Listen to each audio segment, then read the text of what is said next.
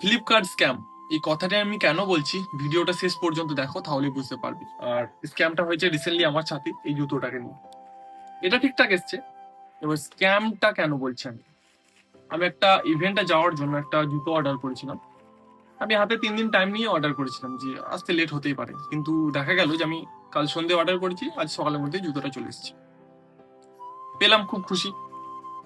এবার কম বেশি তোমরা সবাই জানো যে ফ্লিপকার্টে যেই জুতোগুলো আসে, এই যে বাক্সের মধ্যে থাকে, সেই বাক্সটা একটু ভাঙাচোরা থাকে, কারণ কুরিয়ারে যা অবস্থা ভাঙাচোরা ভাবে আসে। এবার আমি স্ক্যামের কথাতে আসি।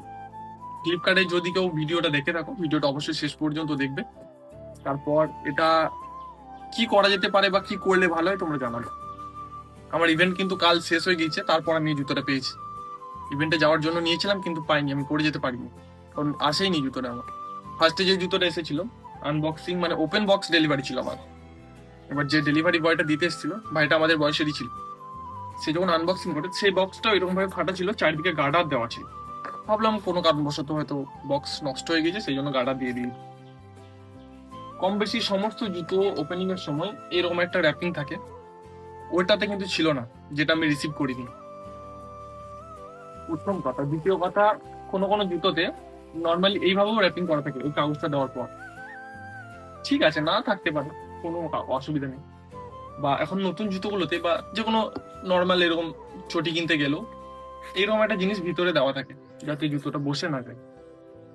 তো ওটাতে সেটাও ছিল না, তাও মেনে নিলাম, না থাকতেই পারে, সাদা জুতো হালকা ময়লা হতেই পারে। কারণ যেমন ধরো আমি হাত দিচ্ছি, এই ময়লাগুলো বসছে, সাদা জুতোতে বসে। জুতোটা আনবক্সিং করার পরই, মানে ওপেন বক্স ছিল তো, আমাকে দাদা বললো ভালো করে একটু চেক করে নাও, যদি সব কিছু ঠিকঠাক থাকে তুমি রিসিভ করবে। খোলার পরই এখানে কিছু চকলেট কালারের দাগ লেগেছিল, এটাতেও এটাতেও। প্রথম ফল্ট, বেশ, ওটা কোনো ম্যানুফ্যাকচারিং এর সময় লাগতে পারে, মেশিনের পার্ট। জুতোর ভিতরে মানে যে এই সাদা যে অংশটা দেখছো, আমি কাছে থেকে দেখাবো, এটা এত ময়লা, মানে কেউ ইউজ করেছে জুতোটাকে, কোথাও টুরে টুরে গিয়েছিল, এইগুলোতেও ময়লা ঢুকেছিল। সে পরার পর জুতোটাকে যেহেতু রিটার্ন করেছে, 10 দিনের রিটার্ন পলিসি যেটা তো আছে, তারপরে জুতোটা আমার কাছে এসেছে। এবার জুতো রিটার্ন করেছে, স্বাভাবিক কথা, তার পছন্দ হয়নি বা তার কোনো প্রবলেম হয়েছে, সে পরে এসেছে, রিটার্ন করেছে। এবার যে ডেলিভারি বয়টা পিক আপ করতে গিয়েছিল রিটার্নটাতে, সে তো একটু দেখে নেবে জুতোটা, যে জুতোটা ইউজড হয়েছে কি হয়নি বা নোংরা। সেই নোংরা প্রোডাক্টটা আমার কাছে এসেছে। এবার তোমরাই বলো, আমি পয়সা দিয়ে জিনিস নিচ্ছি, আমি কেন নোংরা জিনিস নেবো বা কারো পড়া জিনিস নেবো? বাস্তব তো। আমি সেই ক্লিপটা নিতে পারিনি, কারণ জুতোটা এতটাই নোংরা ছিল, আমার মাথা কাজ করছিল না যে এত নোংরা প্রোডাক্ট। যে ডেলিভারি দাদাটা দিতে এসেছিল, সে পর্যন্ত বলছে যে ফার্স্ট টাইম আমি এরকম একটা জিনিস ডেলিভারি করতে এসেছি, মানে তারও এক্সপিরিয়েন্সে নেই যে এরকম জুতো আসতে পারে ফ্লিপকার্ট থেকে।